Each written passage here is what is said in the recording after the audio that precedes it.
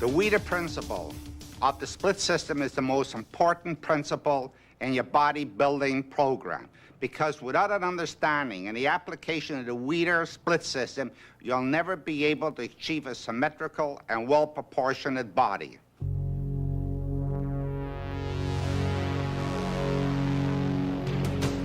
There are hundreds of thousands, even millions of people, men and women, working out in gyms around the world, but very few of them look like bodybuilders. Why? Well, certainly genetics has something to do with it. Some people are just more physically talented than others when it comes to building muscle. But another reason is simply this: to look like a bodybuilder, you need to train like a bodybuilder. Simply lifting weights without an understanding of what kind of program you need to achieve your goals just doesn't work.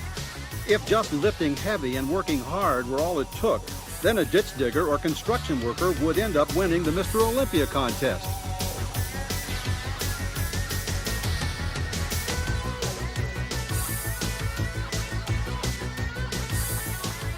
Hi, I'm Bob Harris. Now, when you're in the gym, intensity and hard work are very important, but it's not enough just to work hard. You need to learn to work smart also. You should be going for an intensity of effort in the gym and also an intensity of effect. The exercises that you're doing should have the most maximized effect on the muscles themselves. It's not just enough to push the weight. You have to know how the body part is actually working to have the most effective outcome of the exercise. When we look at the sport of bodybuilding, it's very similar to other sports. If you want to become a great runner, you run. If you want to become a great cyclist, you ride a bicycle. If you want to look like a bodybuilder, you need to train like a bodybuilder. You need to train in a sport-specific manner. Specificity of training means that the body responds and adapts very specifically to the kind of workout you put it through, much more specifically than you think.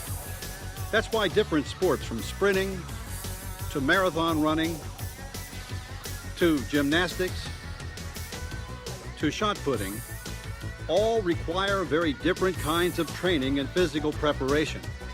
And that's why it's so difficult to do well in multi-event sports like the decathlon or heptathlon, and why there are so few great athletes who compete successfully in more than one sport at the highest levels.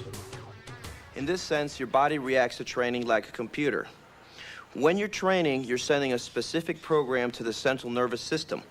And anybody that's worked with a computer can tell you that a computer will respond only to specific instructions. Your body is the same way.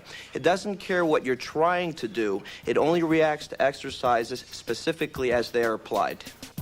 Over the past 50 years or so, bodybuilders have learned, largely by trial and error, what kind of workout the muscles of the body best respond to.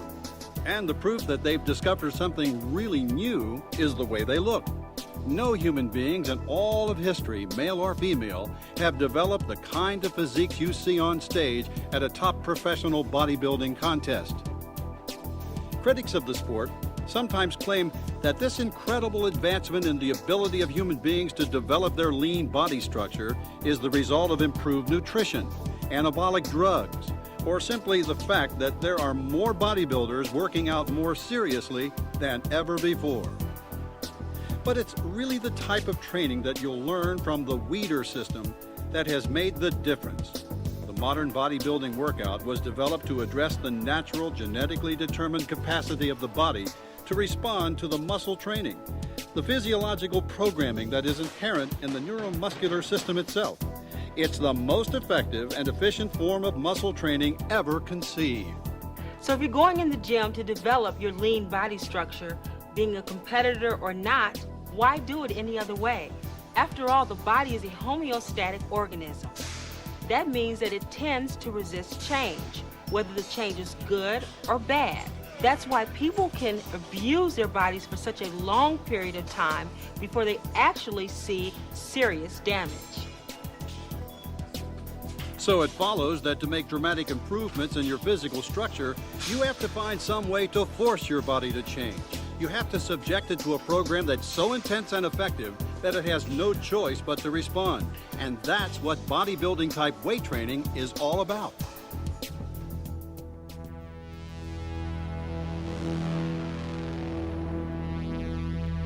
basis of any kind of weight training is the principle of progressive resistance.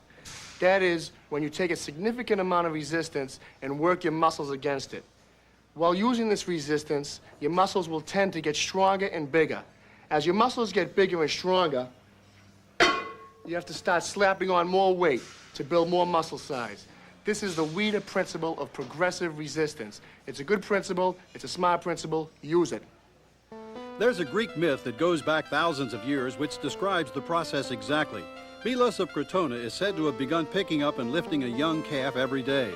As the calf grew larger and heavier, he continued this practice and therefore grew progressively stronger to the point where he was still able to lift the animal when it became a full-grown bull. This is exactly what you do with bodybuilding type weight training.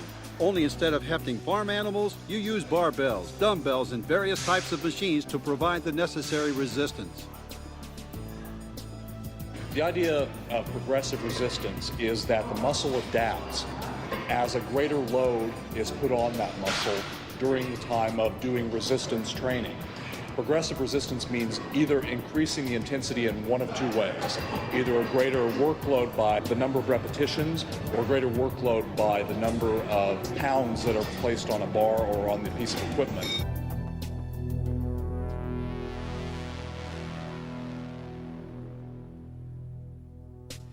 We have muscles because we live in a gravity well.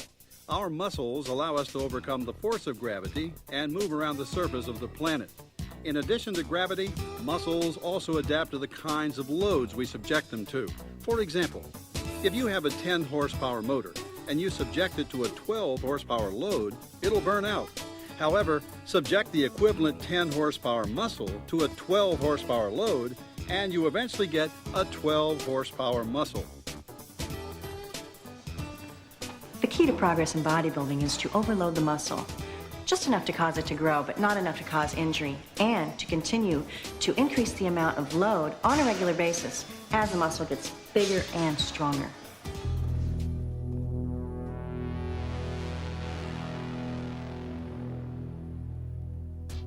There are basically two types of muscle fiber.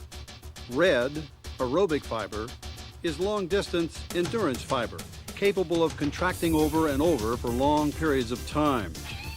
White anaerobic fiber, on the other hand, is short-duration sprint fiber, lacking in endurance, but is 22% larger than red fiber and capable of generating much more power. Everybody has some of both types of fiber in their bodies, although the amount of fibers and the distribution of fiber types in various muscles of the body varies tremendously from individual to individual. And it's the kind of fiber that predominates in the body that largely determines what kind of performance that body is best suited for. Just think of the difference between a muscular sprinter and a lean endurance runner. Both types of fiber can be made bigger and stronger or hypertrophied by weight training, and top bodybuilders seem to need a mixture of both fiber types in order to be successful. If a bodybuilder is too mesomorphic, has too much thick white fiber, he or she may be too blocky and lack aesthetics to win bodybuilding contests. They may be better suited, perhaps, to something like weightlifting. If a bodybuilder is too ectomorphic, has too much lean red fiber, he or she may excel in aesthetics, but have trouble building sufficient mass. Incidentally, there is more to muscle size, shape, and volume than muscle fibers. Muscle cells are complex, and the bodybuilding look also involves things like mitochondrial mass, the size of the internal organs of the cells that produce energy, glycogenation, the amount of carbohydrate energy stored within the cell, the blood supply to the muscle, and water. Did you know that muscles are about 75% water?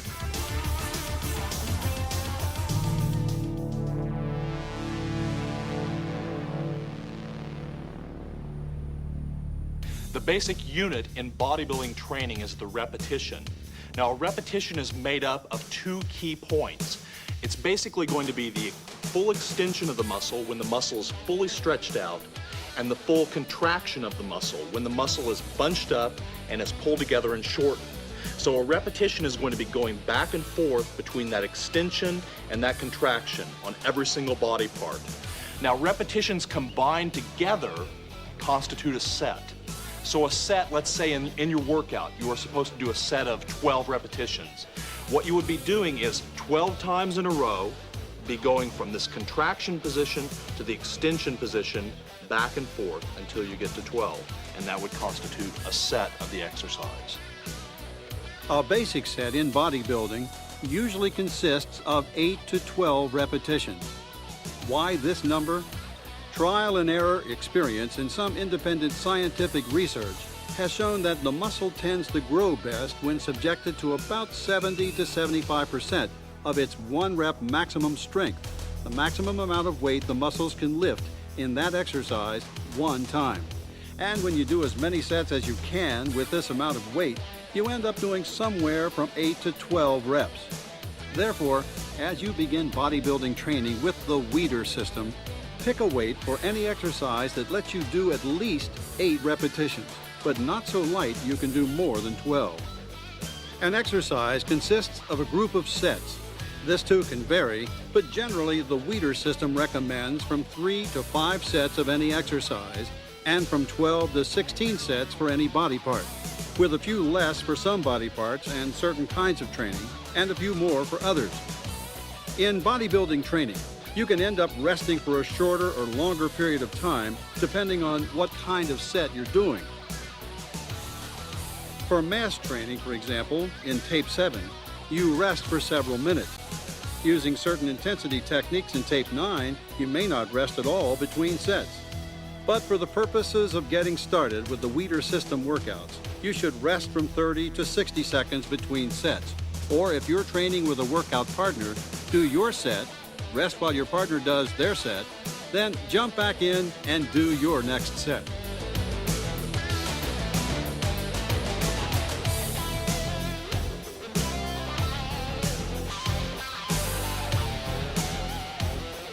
You usually want to do somewhere between 8 and 12 or 15 repetitions in a set.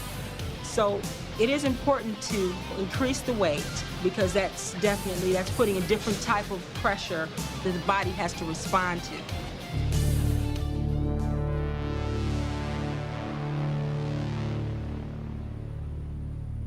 In the early days of the sport, bodybuilders trained like weightlifters, training the whole body 3 times per week.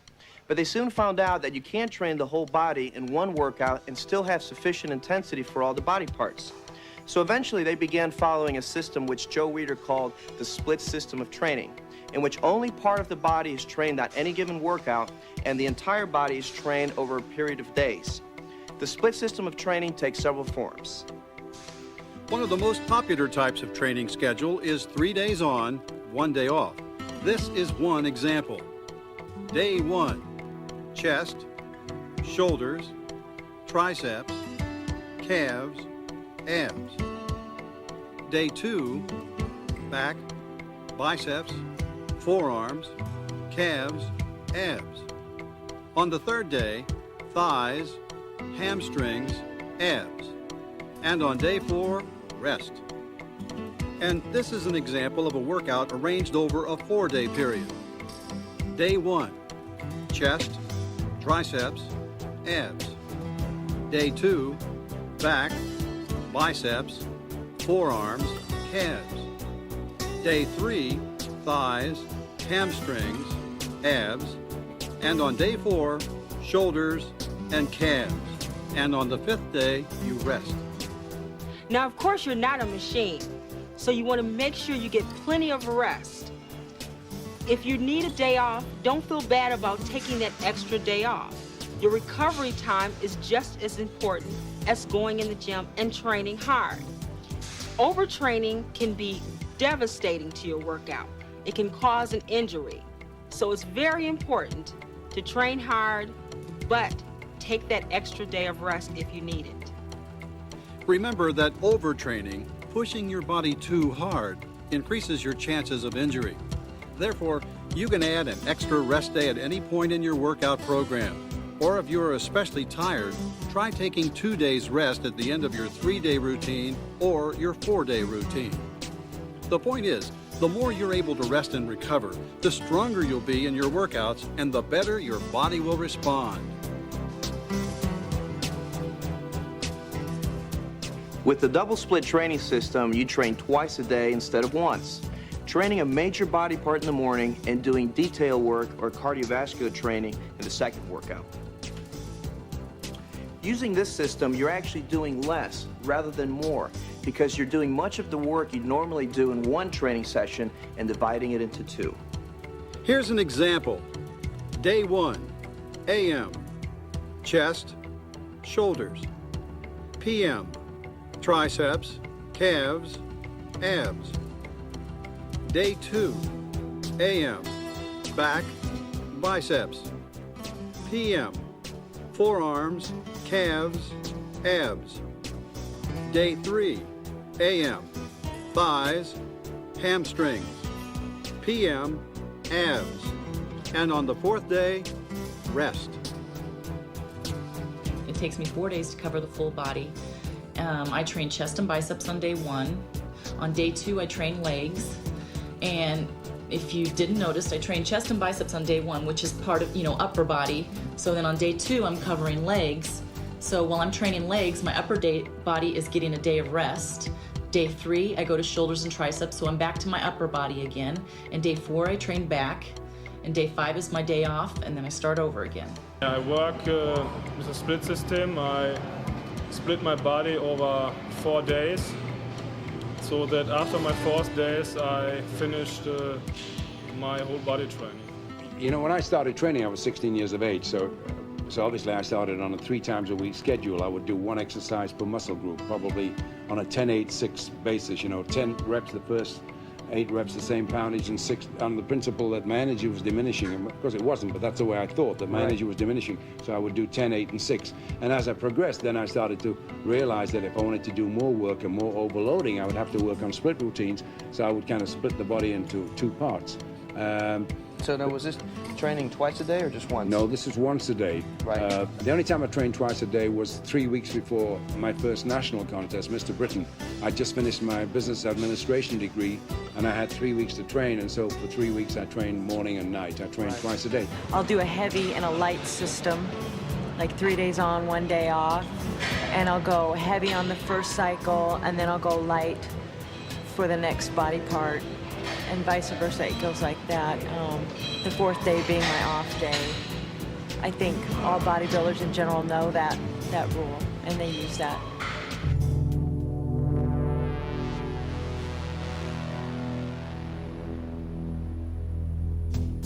You hear all sorts of theories about how to train for cuts and definition, or train for tone rather than building. Most of these ideas don't really conform to how the body actually works. However, you can get different responses from the body depending on which muscles you're training, how many muscles you're training in one exercise, what kind of exercises you do, what kind of equipment you use,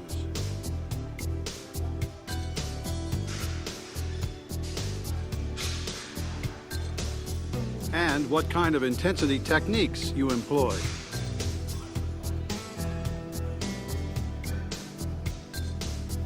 In general, you build mass most effectively by doing 2-joint exercises, exercises that involve the movement of 2 joints rather than 1. Doing exercises that use a lot of muscles rather than working smaller areas in isolation. Training with free weights, barbells, and dumbbells rather than machines or cables.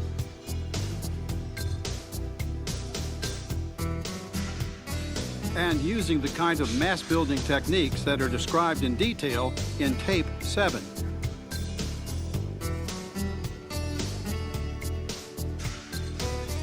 Quality training for things like definition, separation between muscles, and the development of the small muscles generally results from doing 1-joint exercises.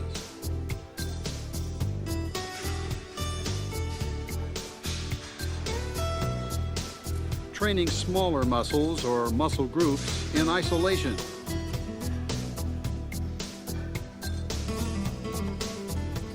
Using a variety of free weights, machines, and cables.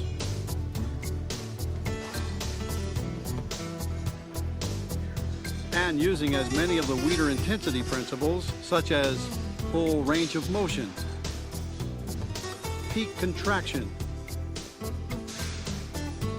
supersetting, and others detailed in Tape 9. And when you combine effective mass training with quality training based on the Weider intensity principles, the result is a complete and balanced bodybuilding physique.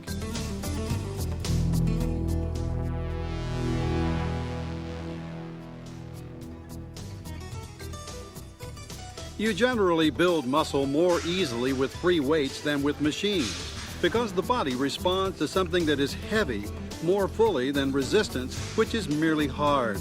In fact, our bodies have evolved over millions of years to recognize and deal with weight. But little in our evolutionary history has prepared the body for pushing a resistance that slides back and forth along a track or rotates on a cam.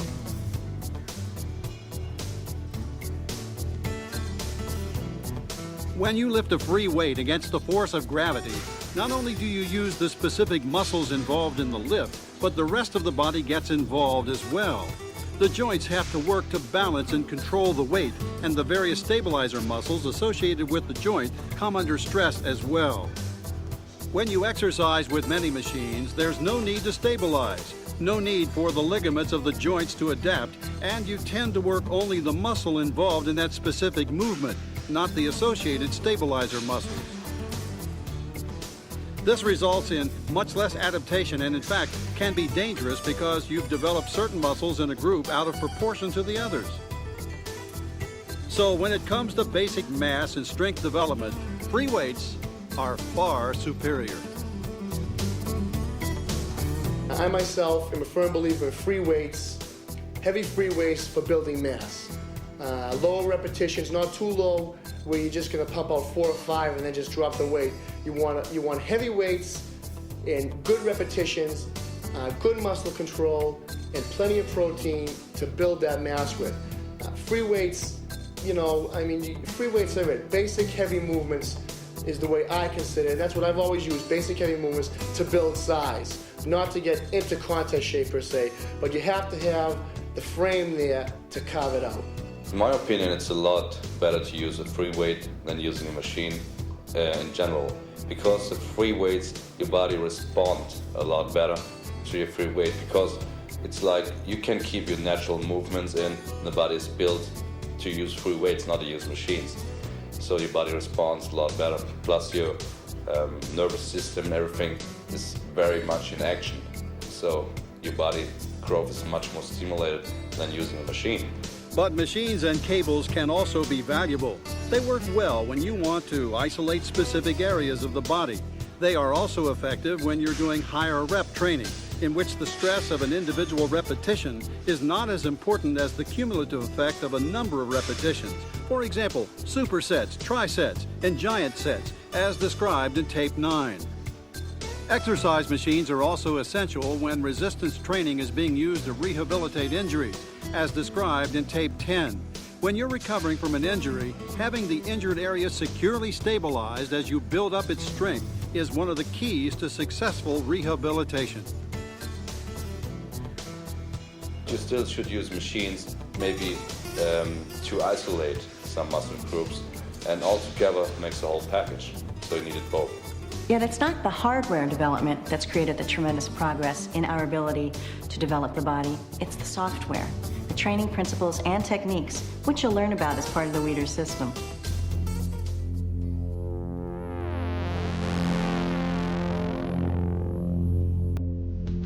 Later tapes will deal with all sorts of advanced Weider intensity principles, but there are certain basic principles that you should learn and employ right from the beginning. The first is full range of motion. During each of your exercises, you need to go from the full extension of the muscle to the full contraction and back. Don't settle for working in a partial range of motion. At the top of the movement, try pausing and squeezing the muscle a little harder to obtain a full peak contraction. Second, control the weight. Never throw a weight around. Don't get careless. Just learn to concentrate and keep total control of the weight in every rep of every set. Third, no cheating. Cheating in weight training refers to using extra muscles or techniques like swinging the weight up using inertia to help perform the lift. Instead, lift and lower the weight using the specific muscles involved in that lift, with no help from other muscles and no cheating.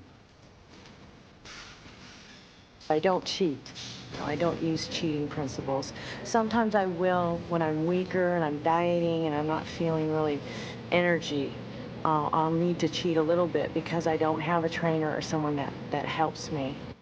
Fourth, continuous tension. When you lift or lower a weight, you should feel your muscles working smoothly throughout the whole range of motion. This means not only lifting the weight under control to a position of peak contraction, but lowering the weight under control as well, rather than letting it drop. Throughout the movement, you keep the tension on that body part, so you never really lock out, because a lot of times when you lock out, you could stay in that position for quite some time. There's no pain there. So what you want to do is keep the tension on that body part. Fifth, keeping the mind in the muscle. Remember, you're training muscles, not lifting weights. Don't think about the weight, think about the muscle and what it's doing. It's very important to mentally prepare yourself before going to a gym for a workout. If you're going to a gym to fraternize, then I wouldn't think about mentally preparing yourself. But when you go to a gym to work out, which is what you should be doing, you have to concentrate, especially on the muscle that you're working. There's a mind-muscle link there where your body is going to react the way your mind feels. If you feel up for a workout, then you're going to get a great workout. If you feel lackadaisical and you don't really want to go to the gym, then there's no way you're going to get a good workout. So mentally preparing for a workout is just as important as stretching or anything else you would do to get ready. And finally, training to failure. Failure in a bodybuilding set is not the same as exhaustion. It means you've gotten to the point where you can't do one more rep with that particular weight in that set.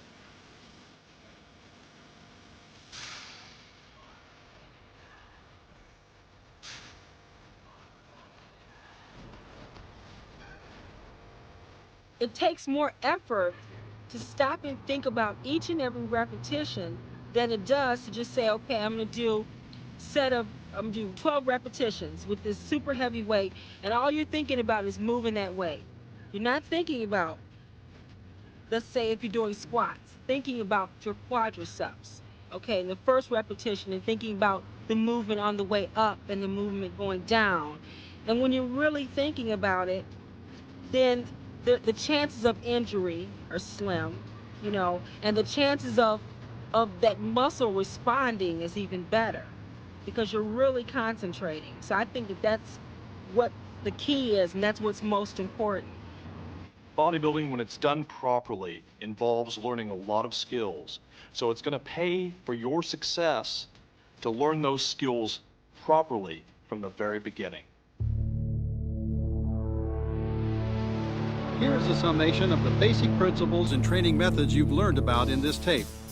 Train smart as well as hard. Bodybuilding type weight training is a very specific and intense method of changing the basic muscle structure of the body. And the key to success in bodybuilding training is utilizing all of the Weider training principles. Utilize the progressive resistance training principle. To make your muscles grow bigger and stronger, you have to contract them against the appropriate amount of weight. But as they adapt and begin to grow, that weight becomes too light to cause continued adaptation and the muscles stop responding. At that point, you add weight to the exercise to challenge the muscles further and continue to add weight on a progressive basis to keep pace with the continuing development of your muscle structure.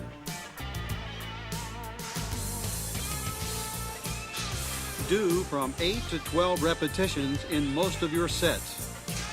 Bodybuilders aren't weightlifters and shouldn't use a weight that allows them to do too few sets. They aren't endurance athletes either and shouldn't do very high repetitions in most of their training. Bodybuilders have learned that a muscle responds best to an amount of resistance equal to about 70 to 75% of its 1 rep maximum strength. Using this amount of weight generally allows you to do from 8 to 12 reps in any given set. Do from 3 to 5 sets per exercise, 12 to 16 sets per body part. Too few sets and the muscles may get big but will lack detail. Too many sets will limit the amount of size and strength you can achieve and increase your risk of injury through overtraining.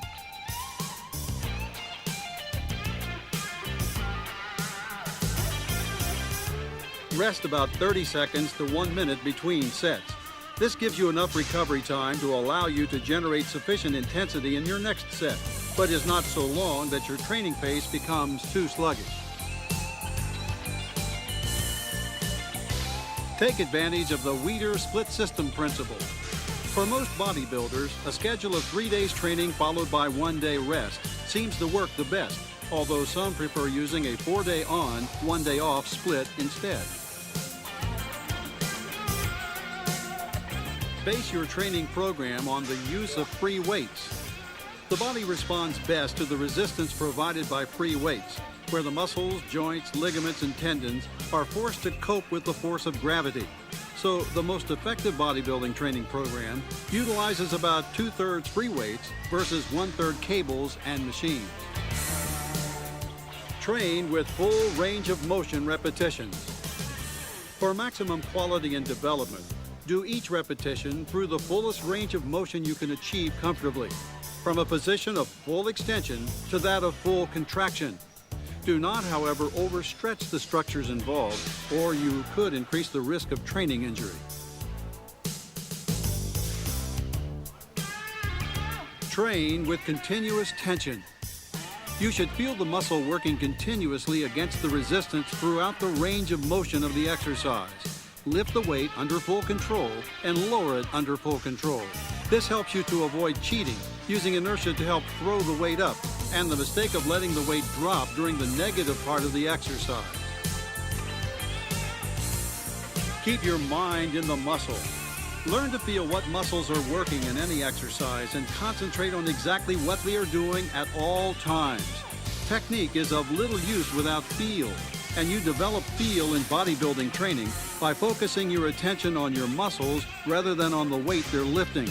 Remember, you're training muscle, not lifting weights, so keep your mind in the muscle at all times for the maximum effective workouts.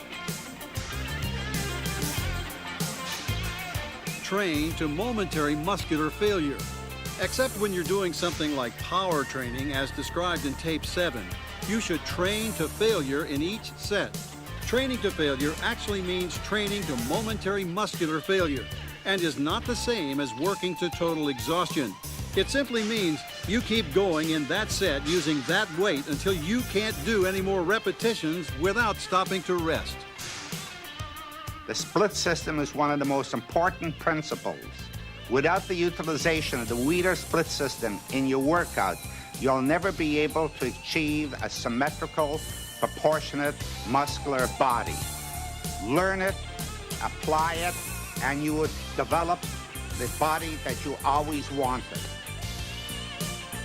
Now that you know how to use the split system, let's put it to use. In the next tape, my champions will show you how to apply the back exercises and the bicep exercises to broaden your back and give you bigger and more massive and more muscular arms.